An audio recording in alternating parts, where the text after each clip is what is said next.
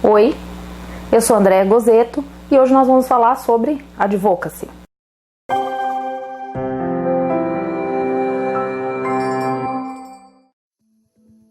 Diferentemente das abordagens que se veem comumente, eu não gosto de começar a discutir advocacy definindo esse termo, porque eu penso que a definição que se faz de advocacy hoje no Brasil, ela está muito pautada para um aspecto ideológico. Infelizmente, nós temos um estigma de marginalidade que envolve a atividade de lobby, e o advocacy, por conta desse estigma de marginalidade, tem sido definido meio que na contramão. O que eu estou querendo dizer? Estou querendo dizer que o advocacy vem sendo definido em oposição ao que se entende ser lobby. E do meu ponto de vista, lobby e advocacy são dois elementos chaves para as relações governamentais.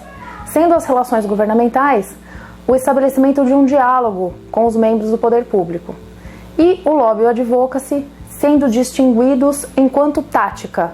Lobby enquanto tática direta e advocacy enquanto tática indireta.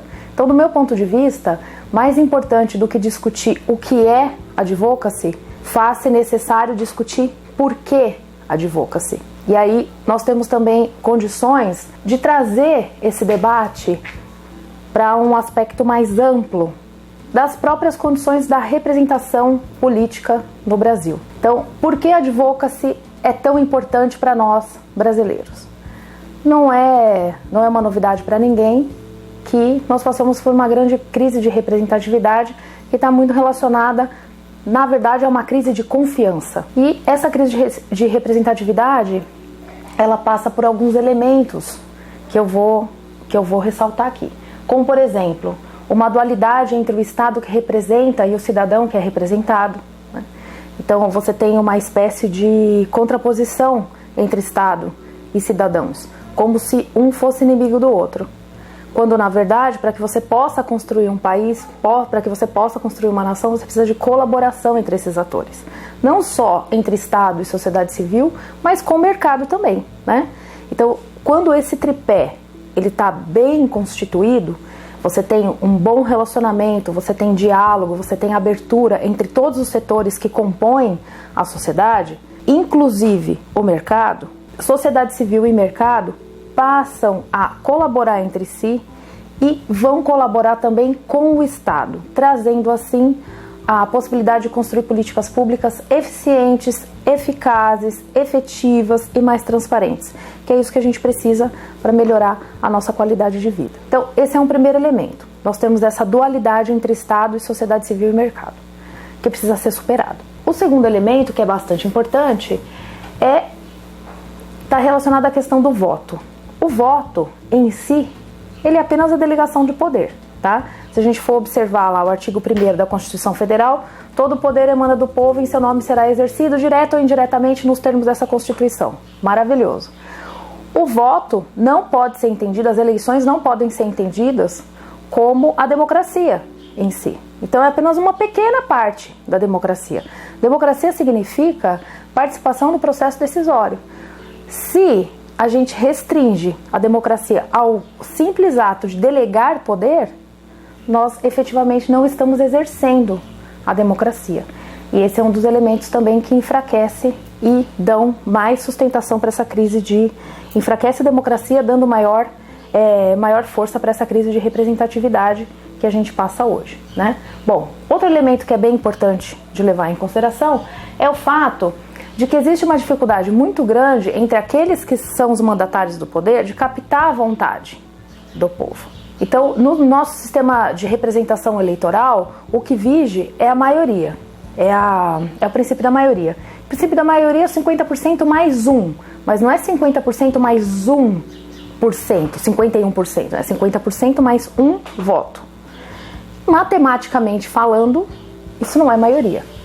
Então, nós temos aqui um grande desafio no sentido de identificar como é que os interesses e como que as necessidades elas são agregadas junto à esfera pública, né?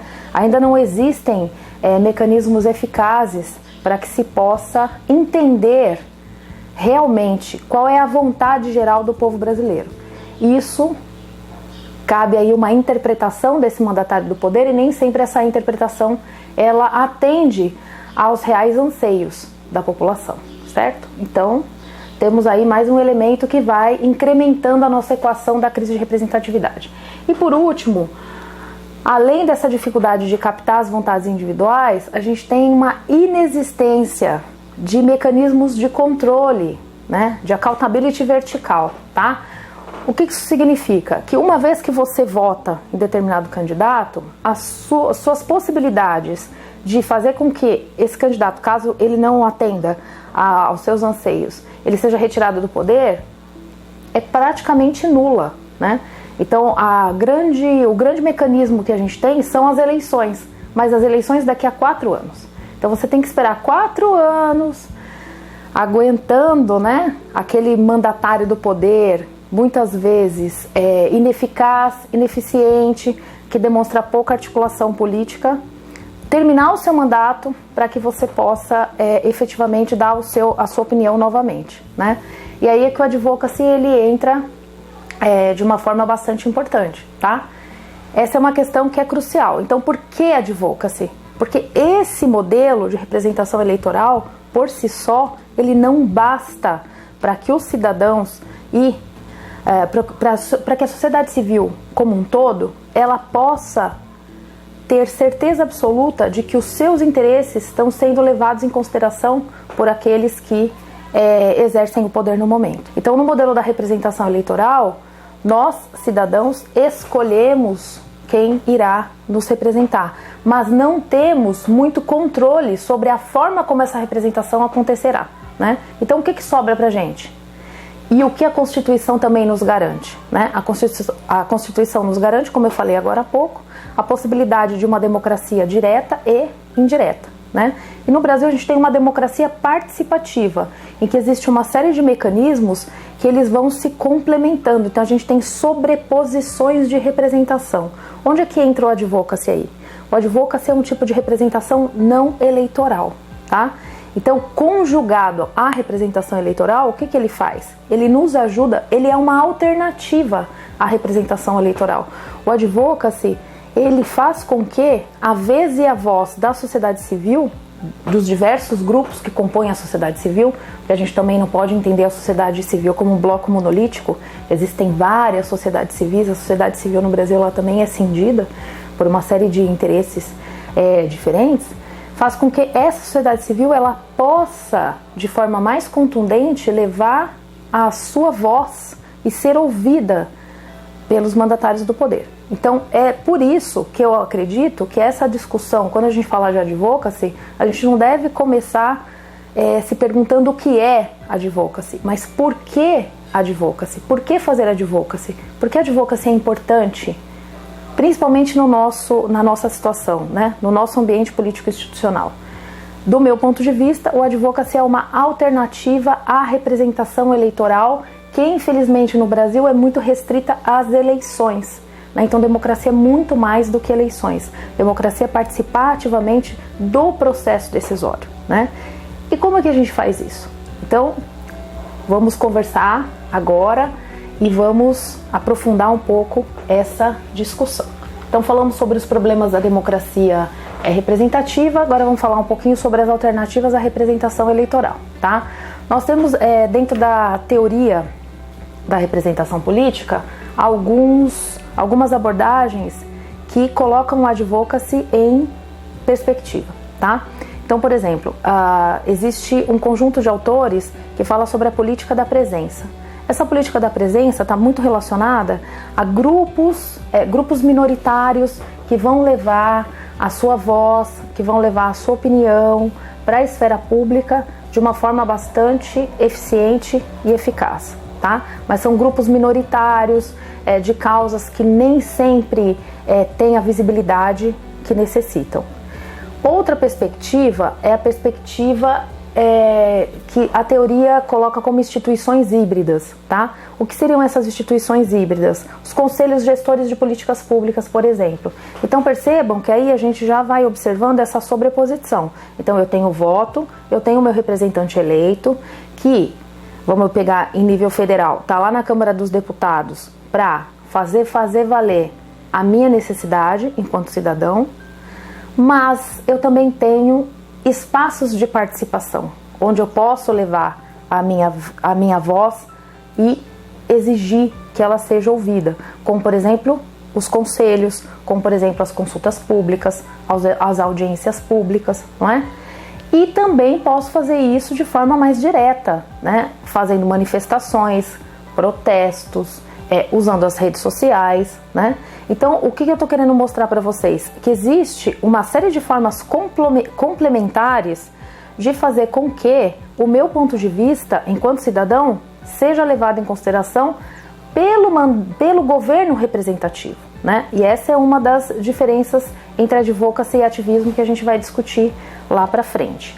O que eu queria ressaltar? Que o advocacy, justamente porque a gente está se perguntando muito mais o porquê do que o que, ele tem algumas peculiaridades. A primeira peculiaridade que eu queria ressaltar, que eu já falei sobre ela, mas quero ressaltar de forma mais contundente, mais assertiva, é que o advocacy é uma forma não eleitoral de representação política.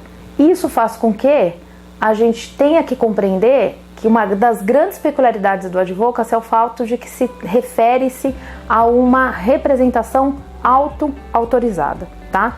O que é isso, afinal de contas? Representação auto-autorizada. Vamos pensar assim. Eu sou uma cidadã, vou até, no processo eleitoral, me obrigam, porque o voto no Brasil é obrigatório. Então, sejamos sinceros, eu particularmente acho que democracia não combina muito com voto obrigatório. Mas, em todo caso, eu sou obrigada a escolher quem vai me representar. Ótimo. Eu, enquanto cidadão, escolho aquele que vai me representar. Então, é o representado escolhendo o representante. Quando a gente está falando de advocacy, o que afinal de contas, eu represento na esfera pública? Eu represento um grupo de pessoas? Eu represento um indivíduo? Não. Eu represento uma voz. Eu represento uma causa. Eu represento um tema. Eu represento um discurso. E esse tema, esse discurso, essa causa, ao fim e ao cabo, tem um beneficiário.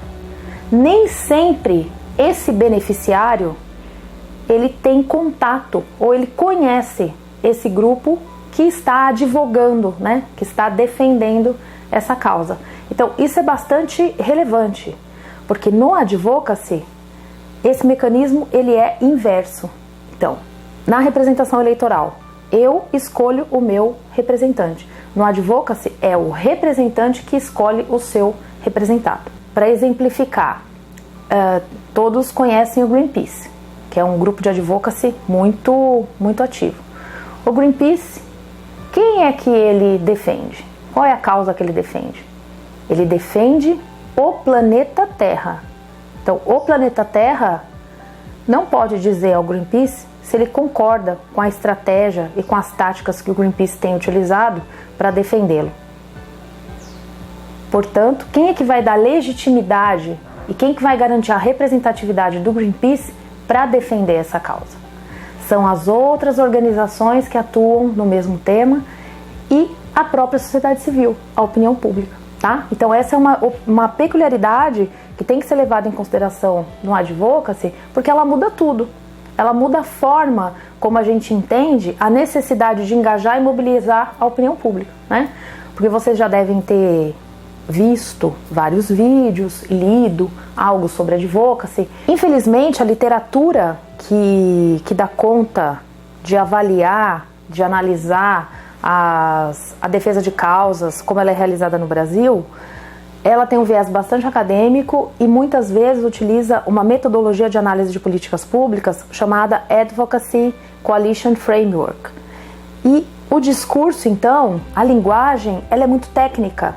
Ela não chega, né, ela não consegue propagar o que efetivamente o advocacy é e quais são as potencialidades do advocacy. Então, quando a gente faz essa discussão mais a fundo e quer entender essa peculiaridade que, do meu ponto de vista, é essencial para o advocacy, trata-se de representação auto-autorizada, tudo muda, né? Principalmente na nossa necessidade de entender por que o advocacy, por que é tão necessário para o advocacy engajar e mobilizar a opinião pública. Por que o advocacy ele se distingue fundamentalmente do lobby pelo fato de ser contato indireto com os tomadores de decisão, tá? Então eu quero que vocês guardem isso na memória, essas duas peculiaridades que a gente tem falado aqui, tá? Então a primeira, que o advocacy é uma alternativa à representação eleitoral, que ele é uma forma de representação não eleitoral e que, portanto, trata-se de representação auto-autorizada.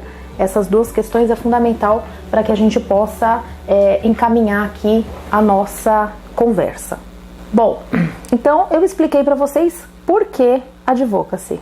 Se eu tenho uma crise de representatividade, se a sociedade civil e até o mercado não se sentem levados em consideração suficientemente pelos mandatários do poder, eu preciso construir uma outra estratégia, então, para levar a minha opinião, para mostrar o meu ponto de vista, para levar informações para que o processo de tomada de decisão seja mais abrangente, seja mais complexo, seja mais transparente, seja mais aberto, né? Porque democracia combina com transparência, né? Democracia combina com accountability, não combina com voto obrigatório, mas tudo bem.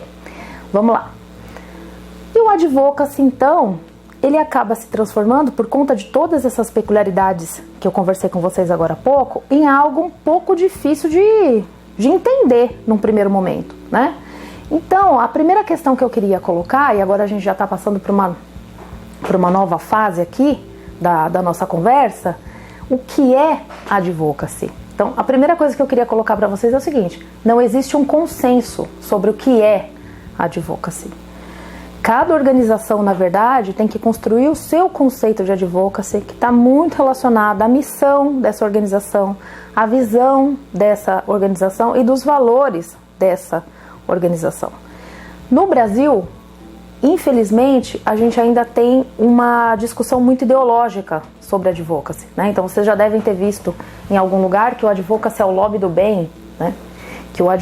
Que só organizações da sociedade civil podem fazer advocacy. Por exemplo, uma associação setorial não pode fazer advocacy, uma empresa privada não pode fazer advocacy, né? Bom, eu discordo, mas a gente vai discutir isso com mais atenção mais à frente.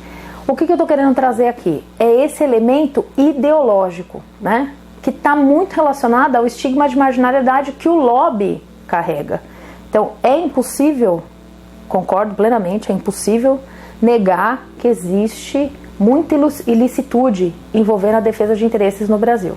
Mas isso não significa que todas as vezes que nós tivermos contato com o termo lobby, a gente tem que fazer essa associação direta com ilicitude, com corrupção ou com tráfico de influência, né?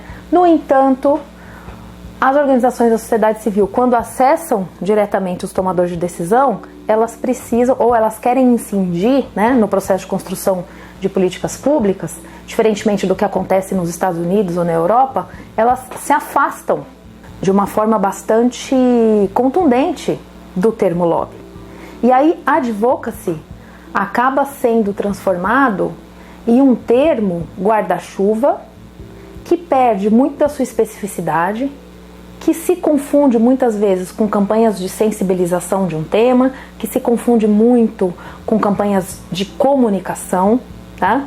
E vai perdendo o seu sentido, né? Então, a minha preocupação aqui é fazer uma discussão profunda sobre o que é advocacy, por isso que eu comecei com o porquê é advocacy, não com o que é advocacy, para que a gente possa ir montando esse mosaico, tá? O que eu posso dizer para vocês nesse momento? Que, em primeiro lugar, o termo não é um consenso, não há um consenso sobre o que seja advocacy, que o estigma de marginalidade do lobby tem um impacto forte sobre a maneira como esse termo tem sido conceituado e, inclusive, como a advocacy no Brasil tem sido realizado, tá? E por conta desses dois fatores, nós temos aqui um conceito em disputa. Então, começa a se ouvir algumas coisas muito estranhas, como, por exemplo, tipificações de advocacy.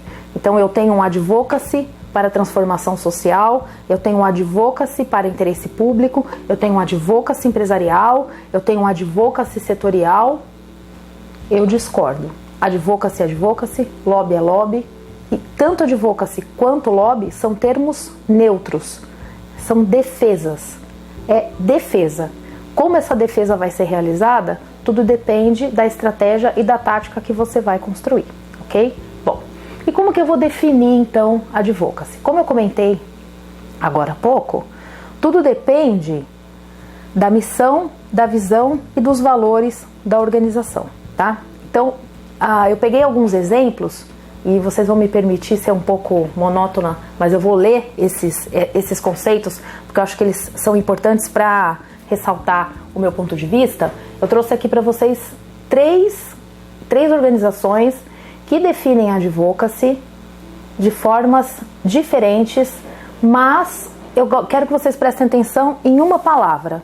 Existe uma palavra que que está presente nas três definições, tá? Então a primeira definição que eu lerei para vocês é a definição feita pela Unicef. E diz o seguinte: advocacy é o processo deliberado, baseado em evidências sólidas para, direta ou indiretamente, influenciar tomadores de decisão, partes interessadas e o público relevante a dar apoio e implementar ações que contribuam para que os direitos de mulheres e crianças sejam respeitados. Essa é a conceituação de advocacy para a Unicef. Tearfound diz o seguinte: que advocacy significa influenciar as decisões, políticas e práticas de quem tem poder de decisão, visando combater as causas fundamentais da pobreza, trazer justiça e apoiar o bom desenvolvimento. Já o grupo WHO conceitua a advocacy da seguinte forma: advocacy refere-se a todas as atividades não violentas e legais projetadas para influenciar políticas, práticas e comportamentos. Um bom exercício para que a gente tenha uma boa compreensão sobre o que é advocacy é observar o que existe de similar e o que existe de diferente em cada um desses conceitos. Eu já vou dar a dica, vou dar um spoiler agora. Esses conceitos eles se completam, tá? Mas o que é muito importante? Cada um diz respeito à sua organização. Então, isso nos leva, inclusive, à nossa próxima questão, que é: como a minha organização entende a advocacy?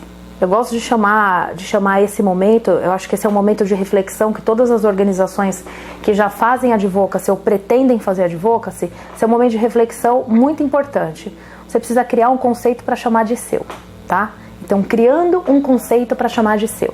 O que esta organização tem que levar em consideração quando ela estiver criando o seu conceito de advocacy? Primeiro, o termo advocacy, ele tem que ter um sentido distinto, ele tem um sentido distinto para cada pessoa e para cada contexto, tá? Então, o que é advocacy no Brasil pode, com certeza, não ser advocacy na Índia, na Europa, nos Estados Unidos. Então, isso depende tanto da pessoa quanto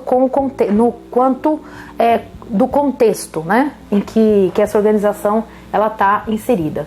O significado de advocacy ele pode mudar também de acordo com alguns fatores, entre eles as experiências, a compreensão de mundo, o contexto histórico e social da organização e, obviamente, as pessoas que a compõem, né? A gente às vezes se esquece disso.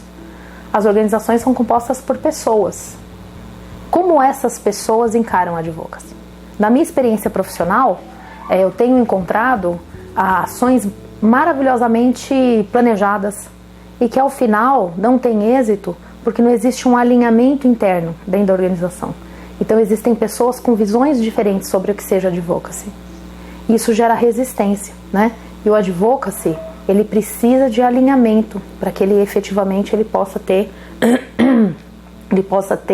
o impacto social que se espera, tá? Bom, outra questão então que é importante e que reforça o que eu já disse anteriormente é que a gente precisa construir coletivamente dentro dessa organização qual é o significado de advocacy, tá? E obviamente a missão, a visão e os valores dessa organização não podem ser deixados de lado. Ao contrário, né? É a missão, a visão e os valores dessa organização que precisam estar completamente alinhados ao que se entende como advocacy. Sem esse alinhamento, não há possibilidades de gerar impacto social com a advocacy. Muito bem. E afinal de contas, já falei. O que é advocacy? Então, bom, Nós já falamos sobre a crise de representatividade, nós já falamos da necessidade de criar um conceito que tenha sentido para a organização. Como que eu enxergo a advocacy, e eu gostaria até de ressaltar que eu tenho uma visão tanto quanto peculiar sobre a advocacy. Primeiro porque eu tenho um background mais acadêmico, né? Então eu quero construir um conceito, eu creio que eu consegui construir um conceito que tenha o rigor necessário para que a gente possa distinguir a advocacy de qualquer outro tipo de ação política, tá? Então, o que é advocacy para mim? Bom, advocacy para mim é um tipo de ação política organizada e planejada, realizada tipicamente por organizações da sociedade civil, mas não só por organizações da sociedade civil, independentemente de mandato político, que engajam e mobilizam a opinião pública em torno de uma causa, para influenciar os tomadores de decisão a considerar demandas legítimas e relevantes da sociedade civil acerca de políticas públicas em curso, em elaboração ou em implementação. Muito bem, vamos falar agora das palavras-chave sobre esse conceito. E aí vocês vão entender melhor porque eu comecei as nossas conversas falando do porquê e não do o quê. Porque se a gente não entende o porquê, não vai compreender o quê, tá? Então, começando com ação política, tá? O advocacy, para que ele não seja confundido com uma campanha de sensibilização para determinado tema ou uma mera campanha de comunicação, ele precisa trazer a política para dentro desse grupo, tá? Então ele é um tipo de ação política. Você vai fazer uma ação voltada para modificar ou para manter um projeto de lei, uma emenda parlamentar, um decreto legislativo ou uma prática política, tá? Mas tem que haver política inserida. Muito bem. Organizada e planejada. É essencial que uma ação de advocacy seja organizada e planejada. Se ela não for organizada e planejada, ela não será advocacy, ela será ativismo. Essa é a grande diferença entre o ativismo e o advocacy. Existe uma organização e um planejamento, existe um objetivo muito específico e vão se construir estratégias e táticas para se chegar até esse objetivo.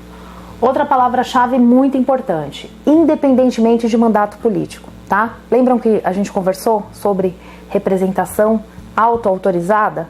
Esse que é o sentido, tá? Um advocate, ele não precisa de mandato político. Ele escolhe quem ele vai representar e não o contrário, tá? Lembram que eu expliquei da diferença entre representação eleitoral e representação não eleitoral? Então, é por isso que eu acho que essa questão ela é tão essencial no advocacy. Vamos imaginar que eu escolha representar um grupo de mulheres afegãs, porque eu acredito que usar burca é a coisa mais absurda que pode existir no mundo, certo? Só que eu sou uma mulher brasileira, de classe média, branca e com pós-doutorado. O que eu entendo sobre as necessidades de uma mulher afegã? Eu nunca fui ao Afeganistão, eu não conheço a cultura afegã. Compreendem o que eu estou querendo dizer? Eu não tenho como acessar as reais necessidades dessa mulher afegã e eu não converso com elas, mas eu escolhi representá-las. Eu criei uma organização mundial para defender os interesses das mulheres afegãs. Eu captei dinheiro para fazer isso, mas nunca fui ao Afeganistão e nunca conheci uma mulher afegã. O que me dá legitimidade para falar sobre essas mulheres? O que me representa? O que me dá mandato para falar com elas? Tá? Então, nesse sentido, gente, é que nós precisamos entender bem por que no advocacy é tão necessário engajar e mobilizar a opinião pública, tá? Justamente por conta disso. Muitas das organizações que fazem advocacy, elas não receberam mandato para isso. Então, elas se auto-autorizam a representar determinadas comunidades, determinados temas, determinado grupo de indivíduos, tá? Como que elas vão buscar essa legitimidade e essa representatividade? Porque sem legitimidade ninguém conversa com o membro de poder público, tá? Eles não atendem.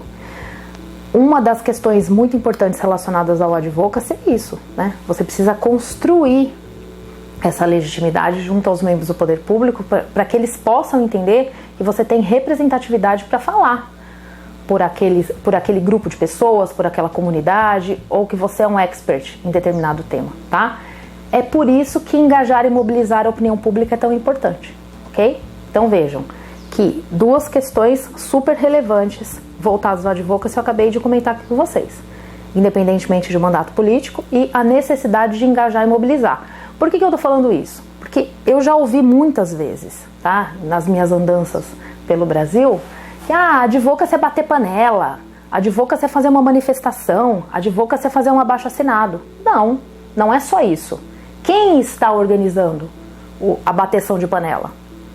Tem legitimidade? Tem representatividade? Será ouvido por um membro do poder público? Que não se enganem, a mudança só vai acontecer, principalmente se a gente estiver querendo mudar alguma questão estrutural, ela só vai acontecer via políticas públicas. E para que eu construa uma política pública, eu tenho que falar com o poder legislativo, eu tenho que falar com o poder executivo, e em alguns momentos tenho que falar até com o poder judiciário, né? Então vejam, como é que eu vou falar com esses membros do poder público se eu estiver destituída de legitimidade e representatividade? Então, do meu ponto de vista, esses são os elementos mais importantes e que diferenciam a advocacy de qualquer outro tipo de ação política. Bom, continuando então, comentei com vocês sobre a necessidade do engajamento e da mobilização, tá? Mas eu quero reforçar essa questão porque fazer advocacy não é só engajar e mobilizar a opinião pública, né? Tem um sentido de por que engajar e mobilizar, e também existe algo que eu sempre ressalto, que eu acho que as pessoas não têm essa clareza: ninguém mobiliza ninguém que não esteja engajado, tá? Então o engajamento vem antes da mobilização. Como é que eu engajo as pessoas? Eu engajo as pessoas mostrando a minha senioridade com relação àquele tema, o quanto eu conheço sobre aquele tema, tá? Por isso que organizações que fazem advocacy, elas precisam ter um profundo conhecimento sobre o tema o qual defendem, tá? Produção de conhecimento é essencial em advocacy. Muito mais importante, inclusive, do que em lobby, tá? É muito importante. Porque como é que você vai convencer as pessoas de que você é um expert, de que você tem legitimidade para falar sobre aquele assunto? Porque você precisa convencer. Você não tem. Você é um grupo que se auto-autorizou defensor de determinado assunto. Como é que você vai fazer isso? Então eu preciso criar uma campanha, que é uma campanha de comunicação, mas tem outros elementos, para dar visibilidade para a minha organização, tá? E através dessa visibilidade é que eu vou angariar a legitimidade e a representatividade que eu necessito. Para quê? Para ter acesso aos membros do poder público. Então, querendo ou não querendo, gostando ou não gostando, a palavra-chave que define tanto advocacy quanto lobby é influenciar. Essa é a palavra-chave. O que se quer? Se quer influenciar os membros do poder público para que esses membros do poder público possam trazer a mudança que nós desejamos. Influenciar é a palavra-chave.